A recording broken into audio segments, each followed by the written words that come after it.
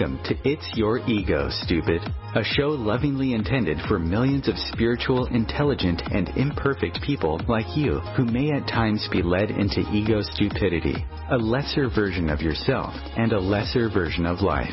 This show will give you a much deeper understanding of what ego is, what it's doing to your life, how it can weaken your human and spiritual wellness, and how you can heal in each of these areas if needed.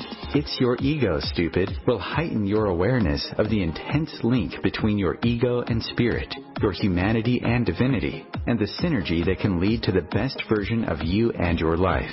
Your host is Dr. Nick Martin, a licensed psychologist who has worked in the clinical, university, school, and private practice settings over the past 40 years, while serving as a therapist, diagnostician, educator, and consultant. Welcome again to It's Your Ego, Stupid.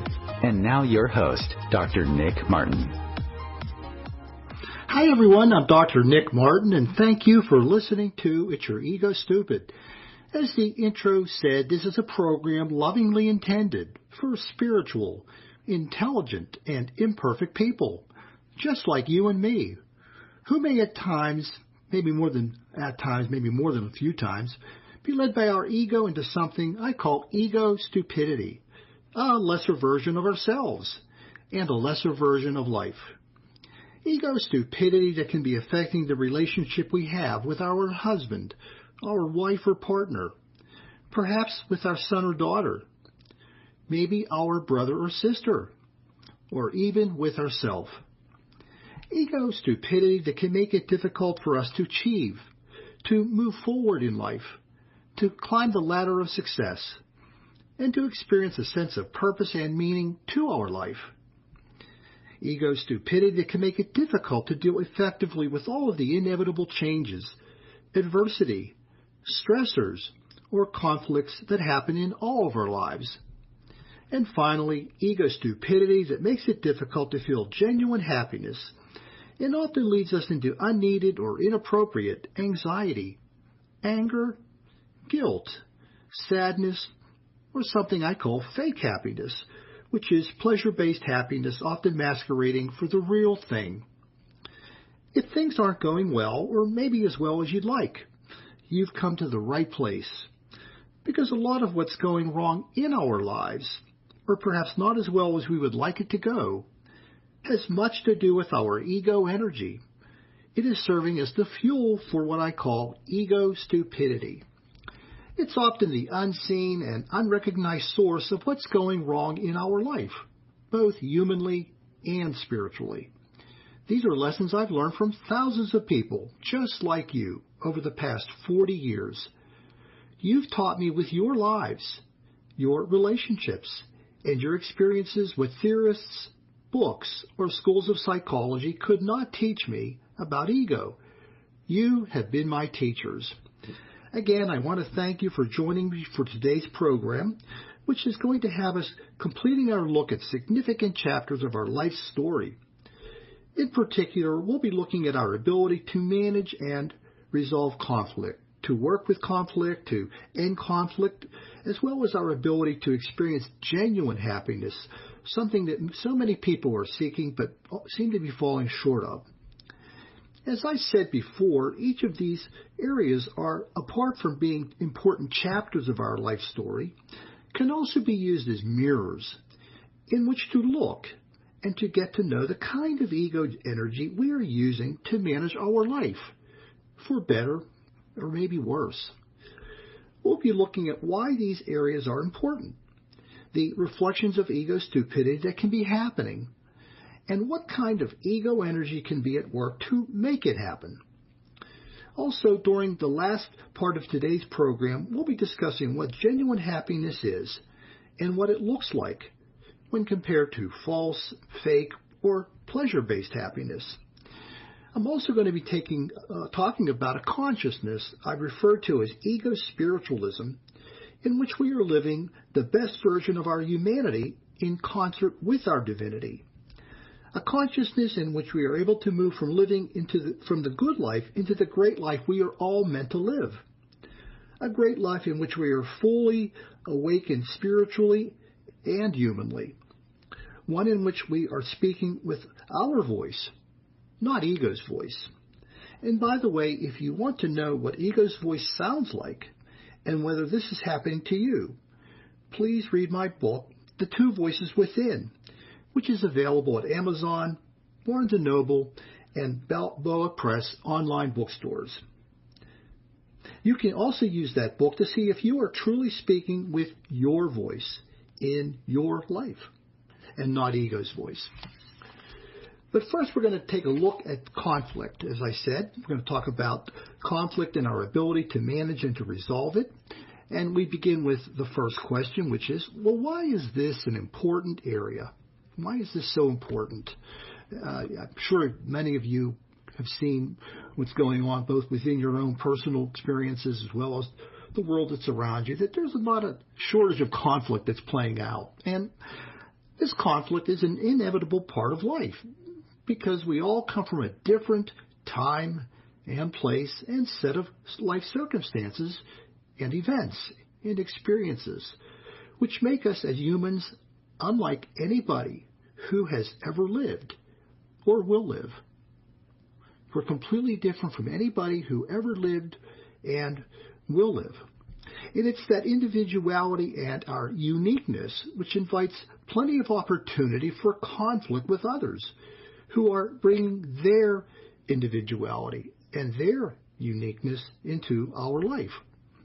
So in a way, this challenge area, this dealing with conflict, is almost the idea of how well can we deal with differentness, the differentness challenge that comes into our life from other people.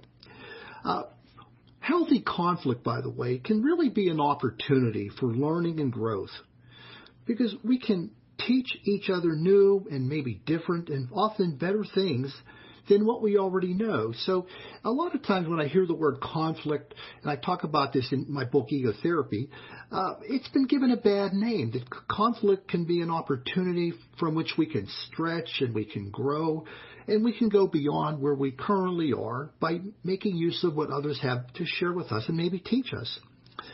Unfortunately, when unhealthy conflict is happening, it's really an opportunity to breed disrespect and dislike for others, and even hatred, as well as lives filled with anger, when people become intolerant of the different worlds that people come from, and in some ways want them to disown their life in favor of our own. And so being able to manage and to resolve conflict, or at least being able to distance ourselves from it when it's becoming toxic, is really an important life skill that often prevents us from taking on another person's stuff that can weaken the quality of our life. Unfortunately, that's something I see a lot of people doing, taking on other people's stuff as a result of the conflict that took place. And it's a poor resolution of that conflict. And so, unfortunately, many people become prisoners of other people's stuff, their baggage, and they often don't know it. This is something that often takes place for people who may have lower ego power, who are disempowered, who are too readily taking on what other people are forcing upon them. Some people who have higher ego flexibility may be prone to embrace the false truths that other people are putting toward them within the confines of conflict.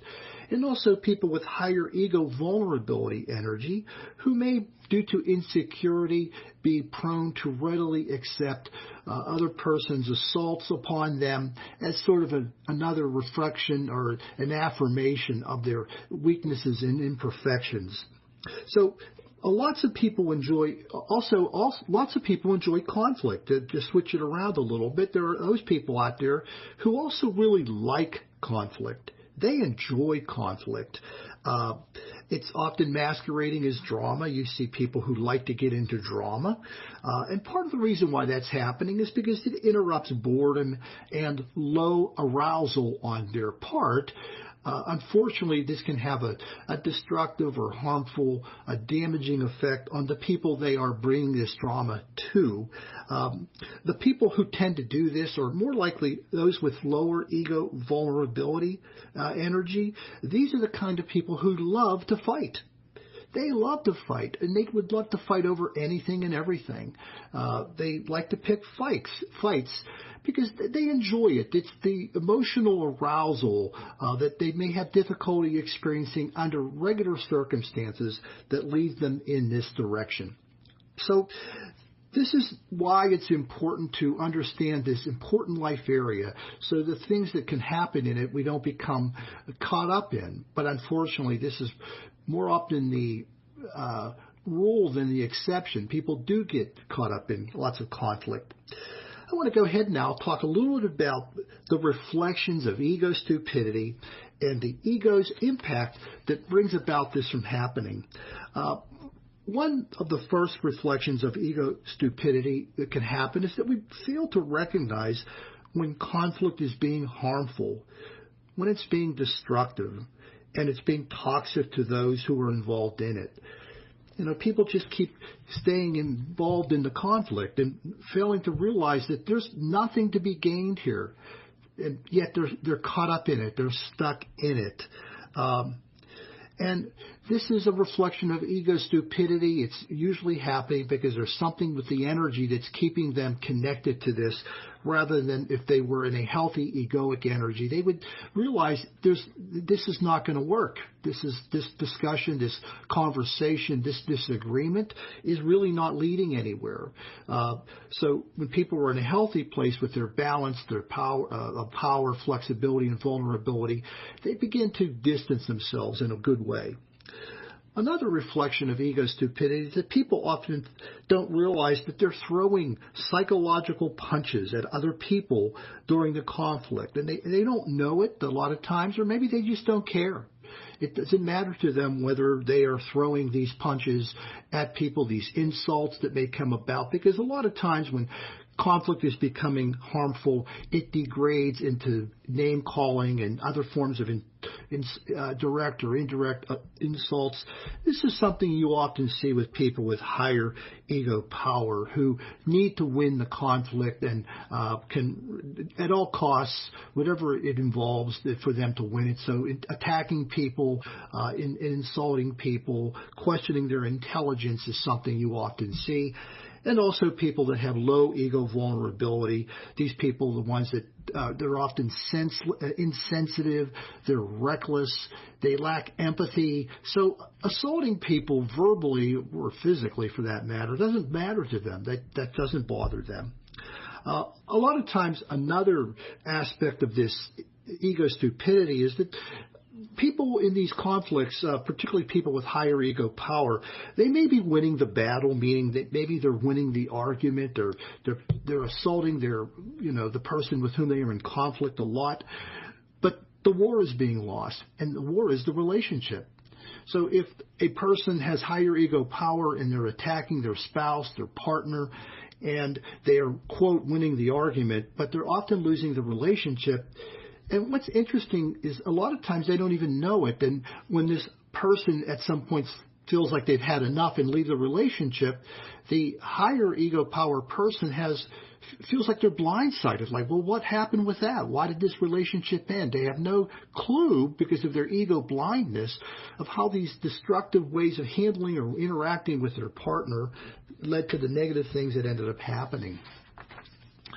Also, another reflection of ego stupidity, there are lots of them I can go on to, but I'll share a few more. We think conflict should be win-lose.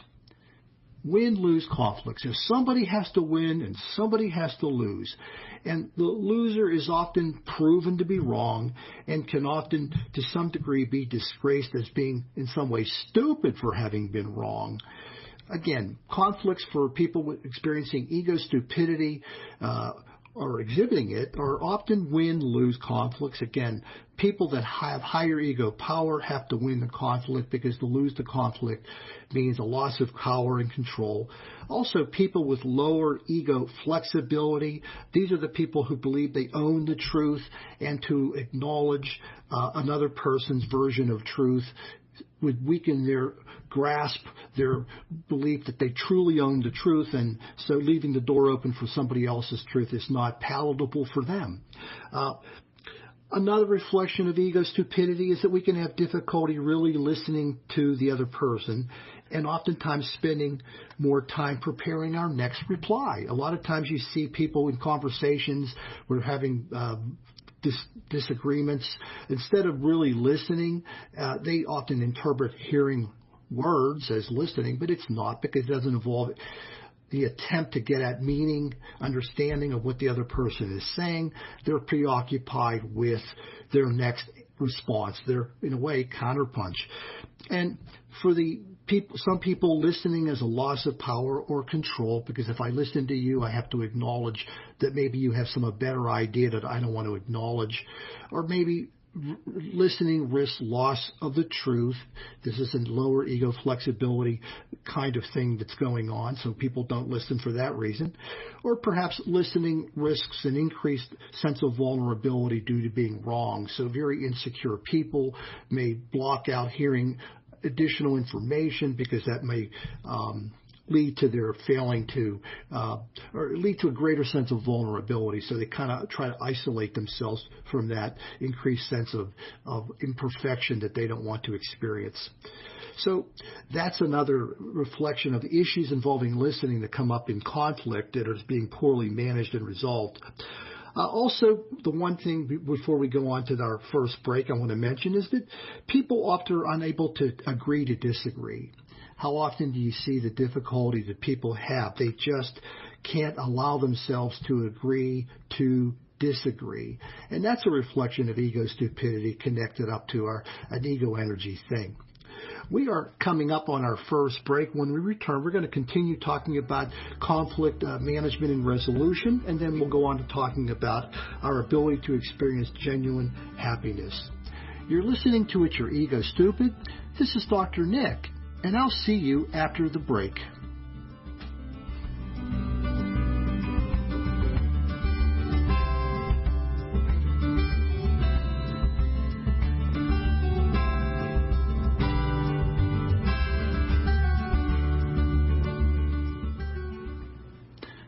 Welcome back. You're listening to It's Your Ego Stupid, a program for intelligent, spiritual, and imperfect people, just like you and me.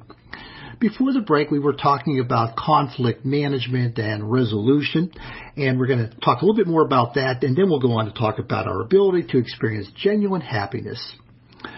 Another reflection of ego stupidity that often takes place when it involves conflict is when people have to agree with us in order for us to feel good about them. So when people are in conflict and if we want to feel good about them, they kind of have to feel good or they have to agree with us. And if they don't agree with us, then it's more difficult for us to feel good about them in spite of what the disagreement is about.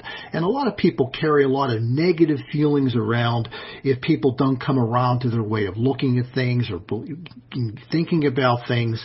And that's a reflection of ego stupidity occurring.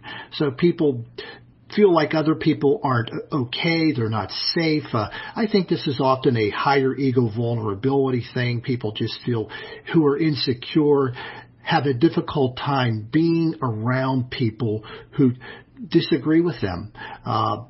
They may think that they're maybe critical of them or judgmental of them for having a different idea. And they may not feeling any of that at all. So a lot of times people put in or insert ideas about where other people are coming from.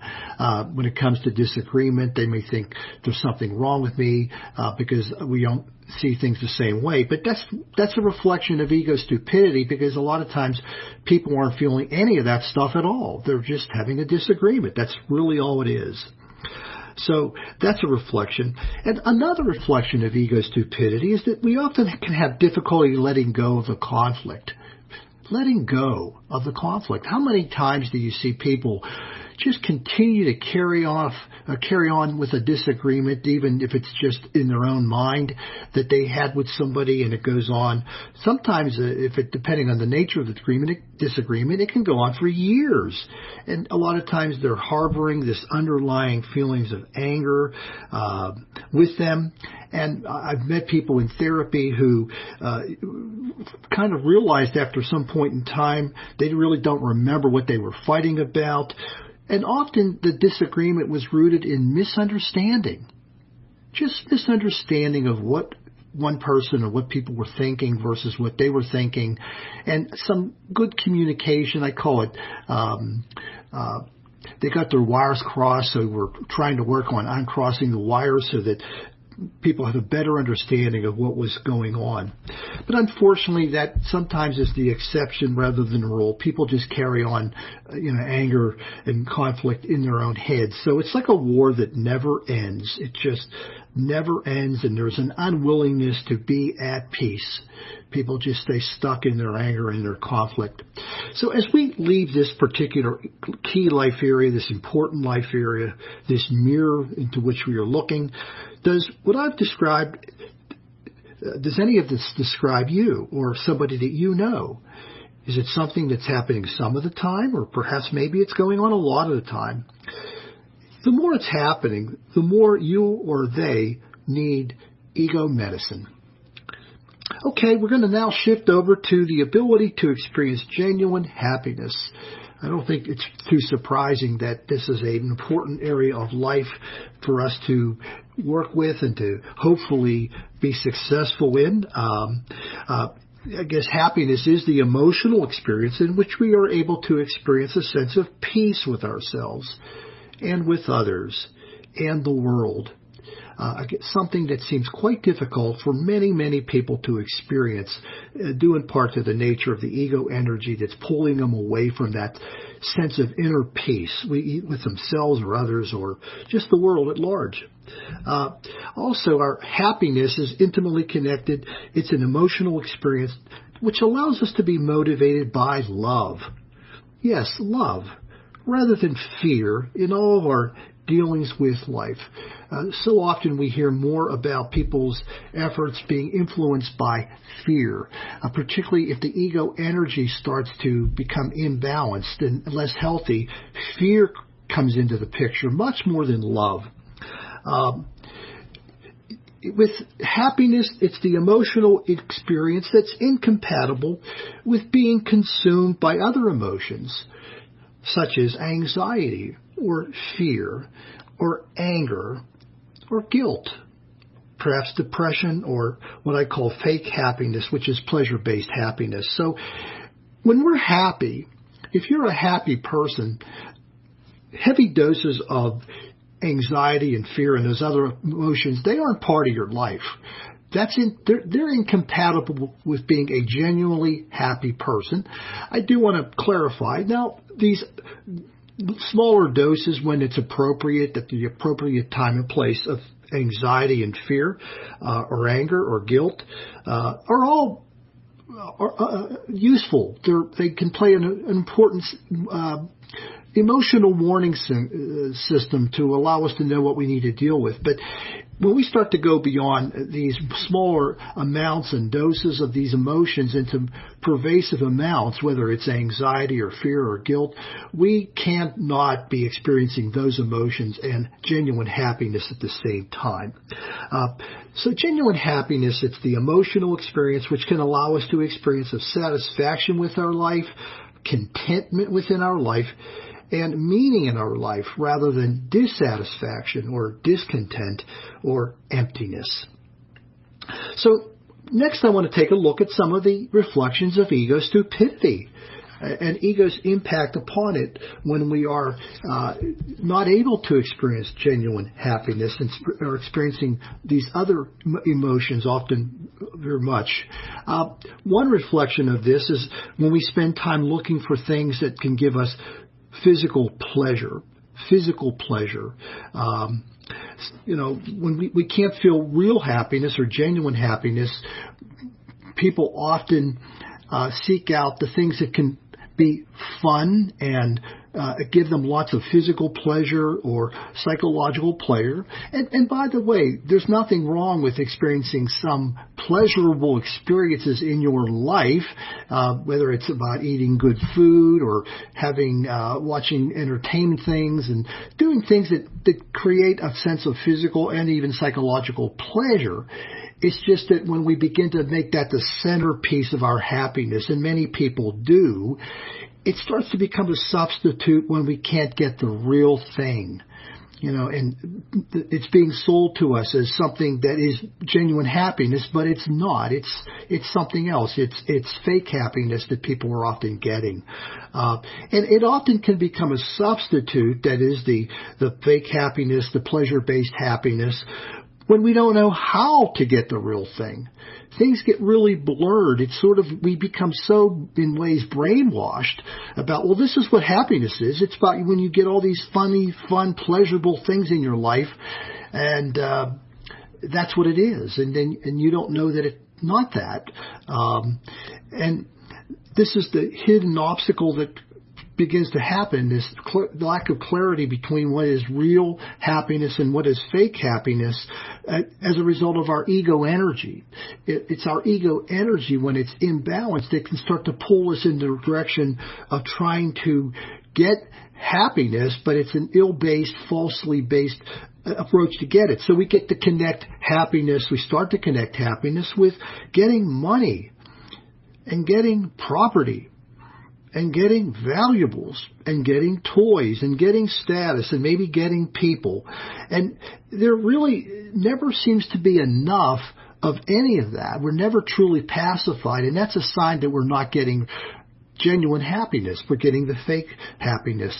I do remember a movie many years ago. There was a great movie called Wall Street, and Michael Douglas, I believe that won Best Picture, and Michael Douglas won, I think, Best Actor for his portrayal of, I think, a character named Gordon Gekko, if I have that right. And at one part in the story, he does the greed is good speech, where he is talking to a bunch of people, a real large crowd of people, and his theme was basically about how important greed is, how important it is to their life, and how they should embrace greed in their life. And when I think of that movie, and then subsequently the economic recession of the 2008, it made me think about that theme and that message that people were embracing with that. When people are into this greed, and when they're into pseudo happiness, they can't be at peace with ourselves. We cannot be at peace with others and the world. And a lot of times what happens is our temporary happiness often gives way to anger or anxiety or even depression that we are distracting ourselves from, again, often with the use of addiction. So we seek out as almost a vacation from these powerful and negative emotions, a substitute, and that's where the pleasure-based happiness becomes identified as, oh, this is what it is, this is what I need to get. Unfortunately, it really isn't that. But when your ego energy is imbalanced, whether it's a power, flexibility, or a vulnerability thing, these things begin to be a bigger part of our life and make us live lives that are frequently out of touch with what genuine happiness is about. And so we become prisoners of our ego energy, and we become unable to access our spirituality. And for some people, this causes them to strike out in violent ways. People who are in this place often are unable to get either genuine or fake happiness. Either one of them, both of them, are unavailable to them. And oftentimes, these people may be in a moment of false empowerment, in a moment of false truth. Maybe they have a particular cause that they are feeling angry about, not, being recognized, or a moment of false invulnerability. They strike out and they harm lots of people. And it's a lot of times because what's going wrong with their inability to come to know and experience happiness of any time, of either kind. So as we leave our discussion and focus on this area, I want to ask you, does any of these reflections of ego stupidity describe you? Are any of them familiar to you? Some of the time, or maybe a lot of the time. And by the way, the more it's happening, the more you or the persons that you may know about who are experiencing this need to get ego medicine. We're now going to go on and talk a little bit about what is genuine happiness and what is ego spiritualism. I've been talking about what genuine happiness is not. I'm going to talk about what it is. And we begin by saying that it's not fake happiness. You probably know that by now. It's not false happiness. It's not rooted in a false premise of what happiness is about. It's not pleasure-based happiness, just getting a lot of pleasure-based needs met exclusively. Because if you think any of these are reflective of happiness, you're probably never going to know genuine happiness until you rethink what happiness truly is about. So we'll start off by talking about, well, then what is it? What does it look like? Well, the first thing is something I said earlier in today's program, your ability to be at peace with yourself, the people in your life, and the world. Being able to be at peace with yourself, the people in your life, and the world. You know, there's a lot of restless people out there, a lot of difficulty experiencing that sense of peace, the importance of being at peace. It's such a difficult place to be at. And it's difficult because, in part, the ego energy creates that difficulty with being connected to being at peace. And by the way, our peacefulness, our inner peace with ourselves and people in our life and the world, we can experience that despite our weaknesses and imperfections.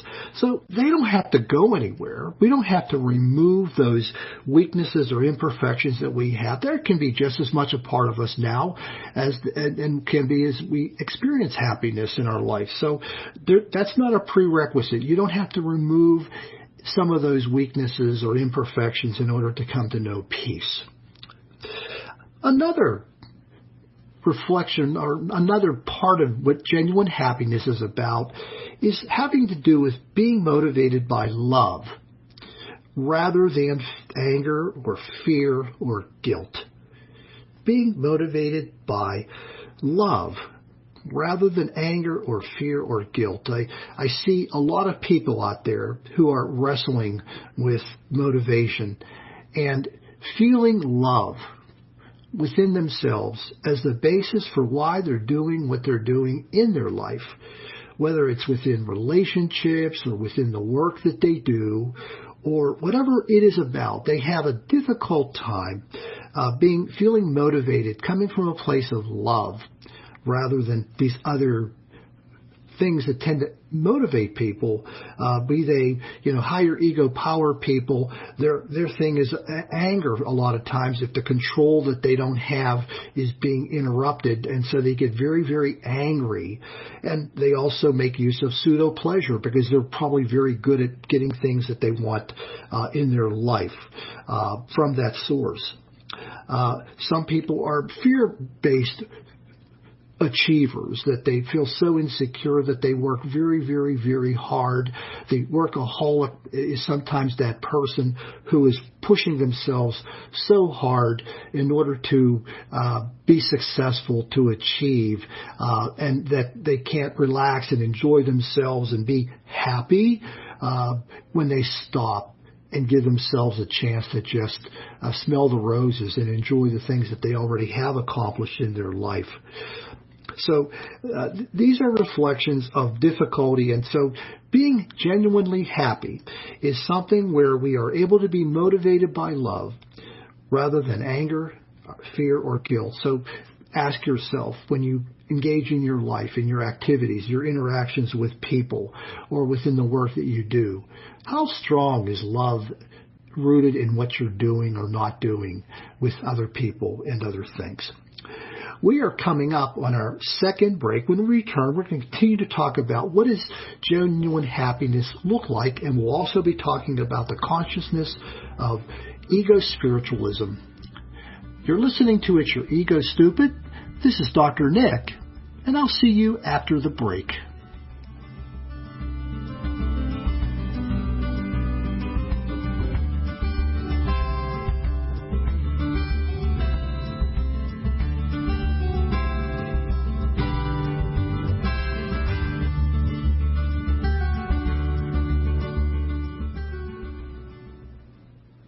Welcome back. You're listening to It's Your Ego Stupid, a program for intelligent, spiritual, and imperfect people just like you and me. Before the break, we had begun talking about genuine happiness and getting a sense of what does that feel like? What would that be? How would I know if I was genuinely happy? And we started looking at things like being able to be at peace with yourself, the people in your life, the world at large. And also being able to be motivated by love in our work, in our life's work, in our activities, in our interactions, rather than perhaps anger, fear, or guilt. I'm going to continue now with another one, being respectful of your mind and your body. Being respectful of your mind and your body. So what does that look like? When we talk about respect for our mind, that means we're being able to use it to grow as a person with truth. You're using your mind to grow as a person with truth. That's what it would mean to respect your mind. As I said many shows ago, our brain isn't able to really sort out fact from fiction, truth from non-truth, belief from non-belief, false beliefs. It's really our responsibility to make that effort, to put the effort into sorting it all out. And so our mind can be filled with lots of garbage, lots of junk when we're not taking care of it. We can just go into a default mode, so to speak, and just let all kinds of nonsense come into our mind.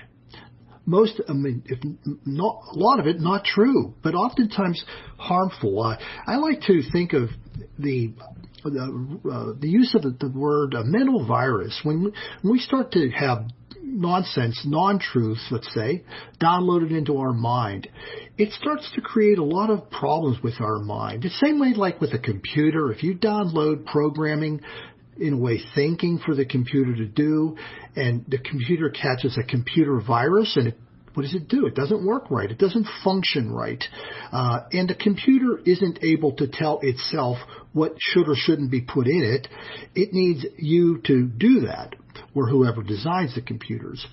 Well, the same way goes with our respecting our mind.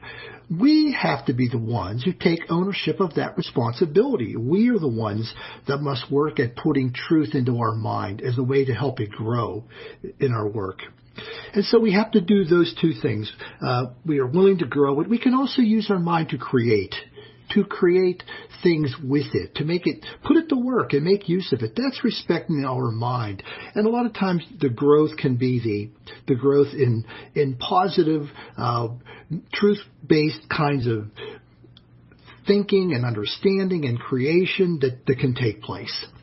Now, when it comes to respecting our body, when we are making use of the potential of our body. So maybe we're exercising our bodies in ways that cultivate the potential that it has within it. That's respecting our body.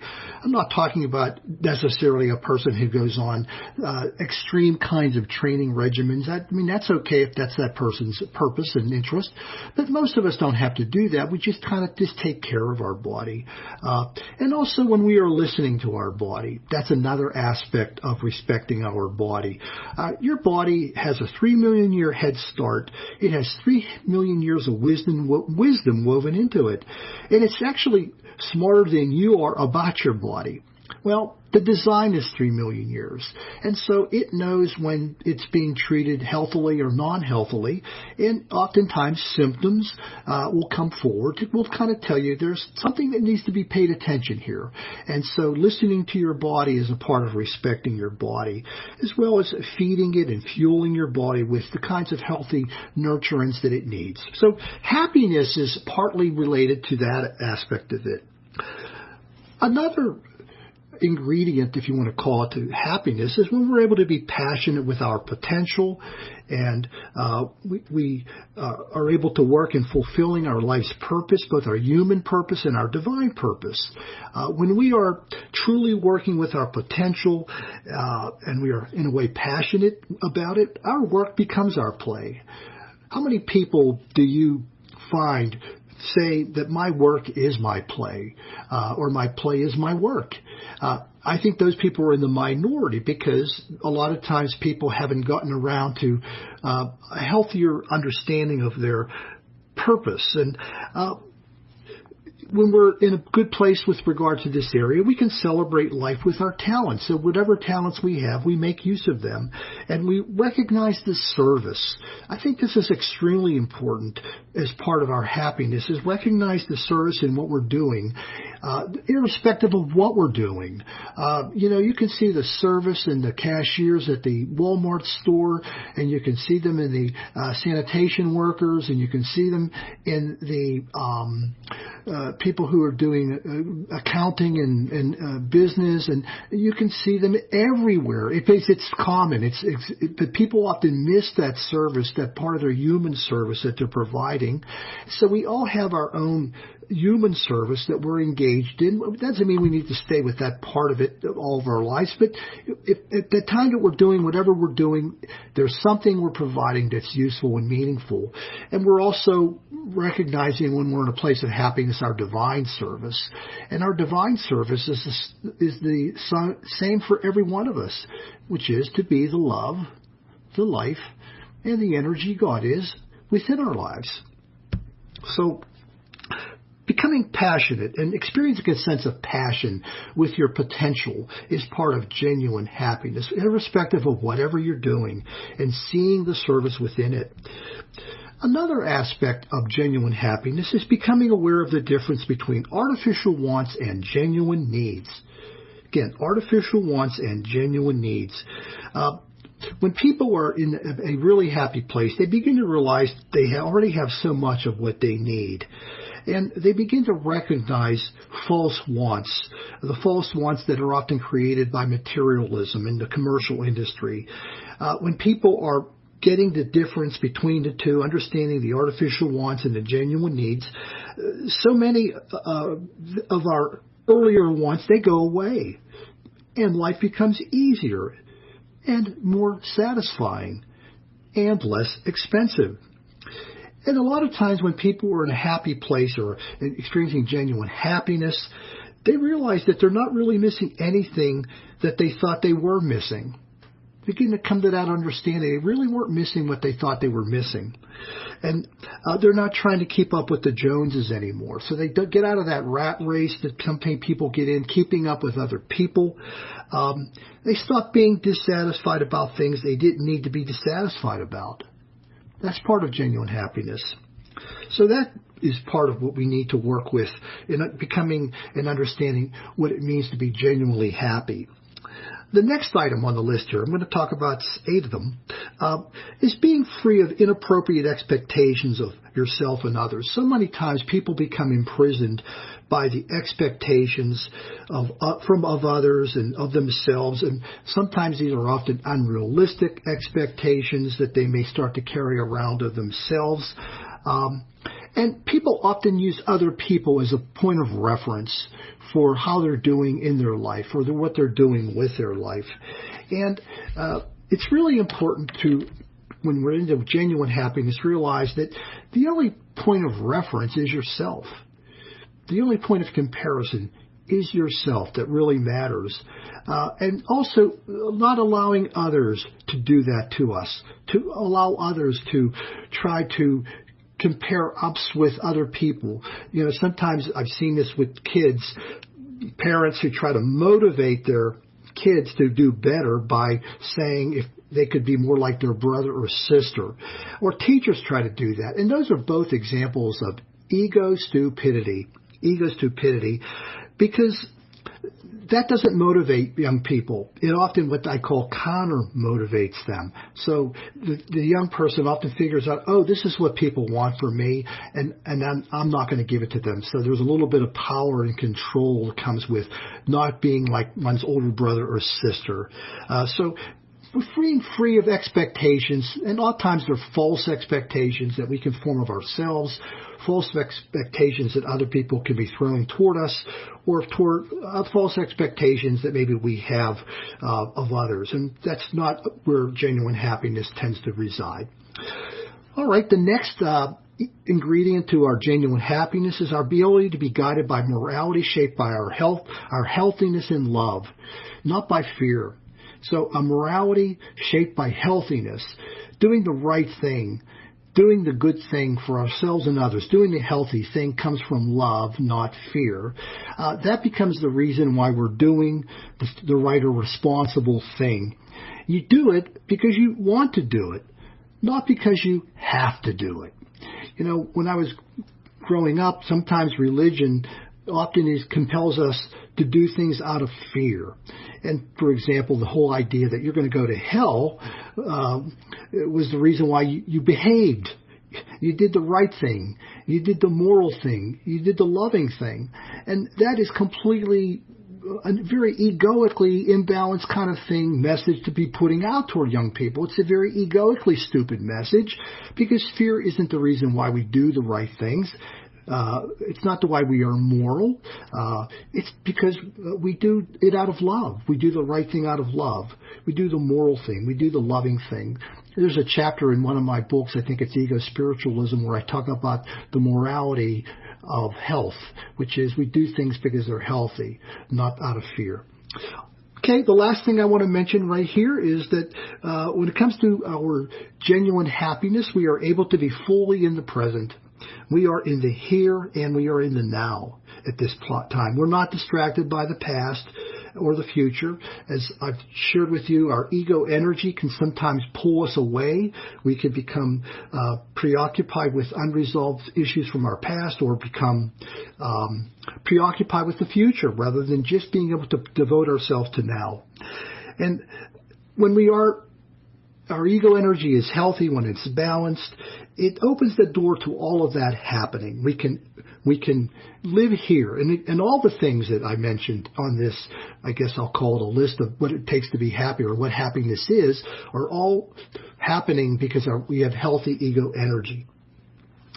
We're coming on the last topic of our program today, which is I'm going to talk about something called the consciousness of ego spiritualism. Ego spiritualism is an idea, a term, a concept that I created in my book, Ego Spiritualism, Awakening to Your Human and Divine Self. And really the idea here is this is an awareness, this is an awakening in which the best of our humanity is merged with our divinity. The best of our humanity. And the best of our humanity is that balanced ego power, the ability to feel healthily empowered in our life, the balanced ego flexibility, the ability to seek the truth we do not know and to discard the false truths that we do know, and also our ego vulnerability, a healthy acceptance of our human imperfection and our vulnerability. That's the best of our humanity being manifested, and it becomes combined with our divinity. Our divinity. We are entering into the great life, means we go into the spiritual wellness that's involved, and then we are unencumbered by our unhealthy ego energy. And what that refers to is being the love and the life and the energy God is. Meaning we are the unconditional, the connective, the unburdened and the unlimited love God is. We are when we're being the life God is, we are able to recognize the presence of life and God's within all life forms, and we honor and respect it equally. And we also recognize our everlasting life. And we are also able to recognize the light, that the truth and understanding serve as the guiding light behind our healing and transformation. And also we're able to embrace the 4 divine gifts, that we each have the divine gift of our life, the opportunity to create our own life, the divine gift of eternal life, and the divine gift of God's presence within, gifts that everybody who has ever lived have received. And that life is available to you. The great life is available to you. You just have to get the unhealthy ego energy out of the way to be able to know, to live, and to be it. And that's what this program and all my programs are about. It's a vision and message about our ego and spirituality and the use of ego medicine, all of which I'm here to help you with. We have reached the end of today's program. I hope that what I've shared with you involving ego stupidity and where it can be happening in your life story will serve as a dose of ego medicine. Also, if what I've shared with you during this program resonates with you, please help me to share it with others. Our program next week is going to focus on our spirituality, our spiritual wellness, and how ego can create distance between the two of them. I want to end today's program with this message. The great news is that working to heal your ego energy using ego medicine and by growing your awareness of its symptoms, ego stupidity, insights, and spiritual impact will allow the divine truth in your being to flow and to shine through you and allow you to fully embrace each of the divine gifts. The spiritual part of healing is a given. It's part of your endowment. Divine truth and the divine gifts are part of your heritage that already exists within you. You need do nothing more to be spiritual. You already are. You're a spiritual being having a human experience. You only need to enhance your humanity with ego medicine so that all which is available to you is given. Fix your ego to fix your life, humanly and spiritually. I want to thank you for listening and allowing me to be your servant. I want you to have a great week, and please come back to my next program. In peace and love, this is Dr. Nick saying goodbye for now.